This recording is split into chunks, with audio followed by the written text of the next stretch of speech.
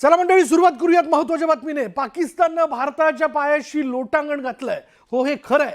पाकिस्ताननं भारताच्या पायाशी लोटांगण घातलंय की सिंधू करारावर भारताला पुनर्विचार करण्याची त्यांनी विनंती केली आहे। भारतानं सिंधू करार रद्द केल्यानंतर पाकच्या घशाला कोरड पडली आहे। आता एक क्षणाची महत्त्वाची बातमी आपण बघतोय। पाकिस्तानने भारताच्या पायाशी लोटांगण घातलंय। सिंधू करारावर भारताला पुनर्विचार करण्याची त्यांनी विनंती केली आहे। भारतानं सिंधू करार रद्द केल्यानंतर पाकच्या घशाला कोरड पडली आहे।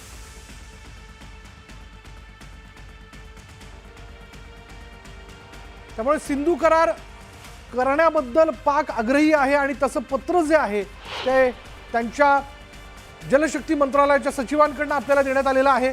त्यांनी तशी विनंती केली आहे आणि आता एक प्रकारे यानंतर पाकिस्ताननं भारतासमोर लोटांगण घातल्याचं आपण बघतोय। अधिक तपशील आपण जाणून घेणार आहोत। आमचे प्रतिनिधी प्रशांत लीला रामदास आपल्या बरोबर आहेत। प्रशांत, काय माहिती याबद्दल? सिंधू जे पाणी वाटप करार आहे त्या करारावर पुन्हा एकदा भारत सरकारने विचार करावा अशा प्रकारची विनंती पाकिस्तानच्या वतीने करण्यात आलेली आहे। महत्त्वाचं म्हणजे जर बघितलं यामध्ये जी माहिती मिळालेली आहे, पाकिस्तानने स्पष्ट म्हटलं आहे की आपला जो निर्णय घेतला आहे, भारत सरकारने जो निर्णय घेतला आहे त्यावर पुन्हा एकदा पुनर्विचार करावा आणि सिंधू वाटप पाणी वाटप जो करार आहे त्या संदर्भात पाकिस्तान जो आहे हा घाबरलेला आहे अशा प्रकारचं चित्र आपल्याला पाहायला मिळतं। त्याचमुळे ही विनंती केलेली आहे। पाकिस्तानचे जे जलसंधारण मंत्री आहेत सय्यद अली मुर्तजा यांनी भारताचे जे जलशक्ती मंत्रालय जे आहेत त्यांना हे पत्र लिहिलं आहे। हे पत्र लिहून एक प्रकारे असं म्हणावं लागेल की पाकिस्तानने पुन्हा भारताला विनंती केली। यापूर्वी जर बघितलं आपण शस्त्रसंधीसाठी विनंती केली होती पाकिस्तानने, त्यानंतर शस्त्रसंधी झाली आणि त्याच धर्तीवरती आता ज्या पद्धतीनं पाकिस्तानला पाणी टंचाई आणि पाकिस्तानच्या शेतकऱ्यांना जी अडचण निर्माण झाली आहे याच मुद्द्यावरती आता तिथले जलशक्ती मंत्रालयाचे सचिव आहेत त्यांनी हे पत्र लिहिलं आहे। एक प्रकारे भारतापुढे पाण्याच्या मुद्द्यावरून नतमस्तक झाले असंच म्हणावं लागेल। अमित, धन्यवाद प्रशांत या सगळ्या तपशिलाबद्दल। पुढे बघत पाकिस्तानने जम्मू काश्मीरमधील पूंछमध्ये केलेल्या उखळी तोफांच्या हल्ल्याचा व्हिडिओ समोर आलाय। 7 मे रोजी पाकिस्तानने पूंछमध्ये उखळी तोफांचा हल्ला केला होता। स्थानिक नागरिकांना पाकिस्तानकडून टार्गेट करण्यात आलं होतं, तर या हल्ल्यातून एक स्थानिक नागरिक सुदैवानं बचावलेला दिसतोय।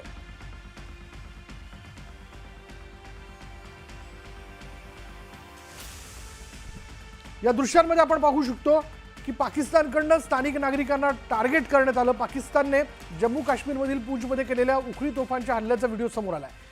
7 मे रोजी पाकिस्तानने पूंछमध्ये उखळी तोफांचा हल्ला केला होता आणि स्थानिक नागरिकांना पाकिस्तानकडून टार्गेट करण्यात आलेलं होतं, तर या हल्ल्यातून एक स्थानिक जो आहे तो सुदैवानं बचावल्याचं आपण पाहतोय। अगदी थोड्याहून, नाहीतर हा नागरिक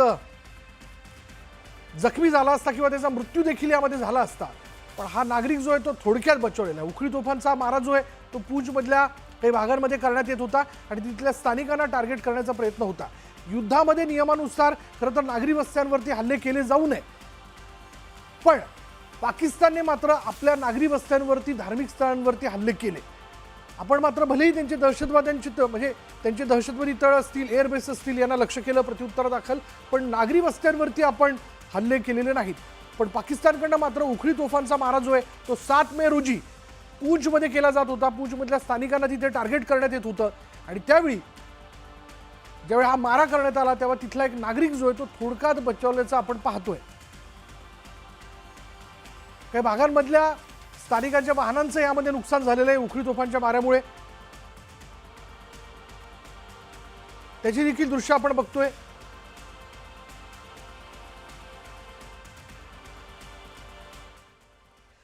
पुढे बघूयात, पाकिस्तान सरकार दहशतवाद्यांवर कोट्यवधींची खैरात वाटू लागलाय। शहाबाज शरीफ सरकार दहशतवादी मसूद अझहरला 14 कोटी रुपये देणार आहे। ऑपरेशन सिंधूरमध्ये भारतानं जैश ए मोहम्मदचं हेडक्वार्टर मरकज ए तय्यबा उद्ध्वस्त केलं। यात मसूदच्या कुटुंबातील 14 जण ठार झाले। ऑपरेशन सिंधूरमध्ये ठार झालेल्या दहशतवाद्यांचा पाक सरकारनं शासकीय इतमामात दफनविधी केला। धक्कादायक बाब म्हणजे या दहशतवाद्यांच्या दफनविधीला पाक लष्करातील वरिष्ठ अधिकारी हजर होते। यावरून दहशतवादी आणि पाक सरकारचं साटलोटं उघड झालंय। यावर कळस म्हणजे ज्या मरकज ए तय्यबामध्ये दहशतवाद्यांना ट्रेनिंग दिलं जात होतं ते मरकज भारतानं जमीनदोस्त केल्यानंतर आता पाक सरकार कोट्यवधी रुपये खर्च करून ते पुन्हा उभारणार आहे।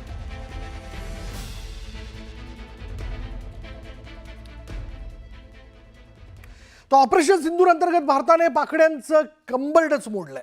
पाकिस्तानच्या हल्ल्यांना चोख प्रत्युत्तर देत भारतीय सैन्यानं जोरदार कारवाई केली. या कारवाईत भारताने इस्लामाबादमधील नूर खान एअरबेसवर केलेल्या हल्ल्यामुळे नूर खान एअरबेसचं मोठं नुकसान झालंय. भारताच्या हल्ल्यात पाकड्यांच्या नूर खान एअरबेसवरील रनवे, कमांड सेंटर आणि रडार सिस्टीमचं चांगलंच नुकसान झाल्याचं समोर आलं. नूर खान एअरबेसहून फक्त 10 किलोमीटर दूर पाकिस्तानचा प्रमुख सैन्याचं बेस असल्याचं बोललं जातं. तसंच हा एअरबेस पाकड्यांच्या लष्कराचं ऑपरेशन, VIP ट्रान्सपोर्ट आणि एअर फ्युलिंगच्या कामासाठी वापरलं जात असल्याची माहिती मिळते. आणि याच एअरबेसवर पाकच्या वायुसेनेतील अधिकाऱ्यांना ट्रेनिंगही दिलं जातं.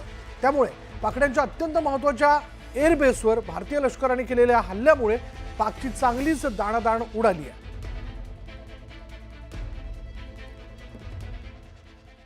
भारतीय एअरफोर्सच्या स्ट्राईकमध्ये जैकोबाबादच्या शहाबाज एअरबेसलाही चांगलाच फटका बसलाय.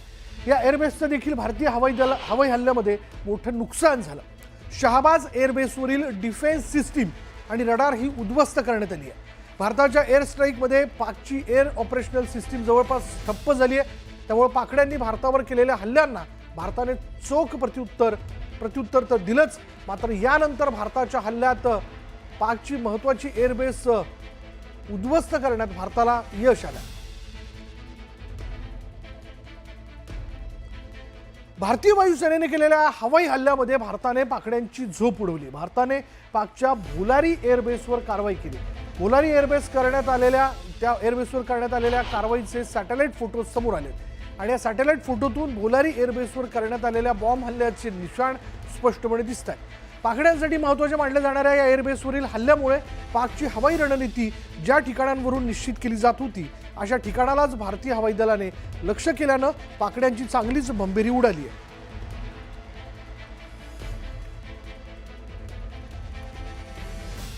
भारतीय सेनेच्या ऑपरेशन सिंदूरच्या अंतर्गत करण्यात आलेल्या कारवाईमध्ये पाकिस्तानमधील सुक्कूर एअरबेसवर हल्ला करण्यात आला आणि या हल्ल्यात सुक्कूर एअरबेसवरील रनवे आणि परिसराचं मोठं नुकसान झालं. भारताने केलेल्या मिसाईल हल्ल्यानंतर ही सॅटेलाइट दृश्य समोर आलेली आहेत. मॅक्सर सॅटेलाइटच्या फोटोमधून हे स्पष्ट झालेलं आहे की भारताने पाकिस्तानवर ज्या पद्धतीने हल्ले केले त्यांचा सामना करण्यात पाकची चांगलीच दाणादाण उडाली. उलट भारतीय सैन्याच्या ताकदीचं प्रतीक पुन्हा एकदा जगासमोर आलंय.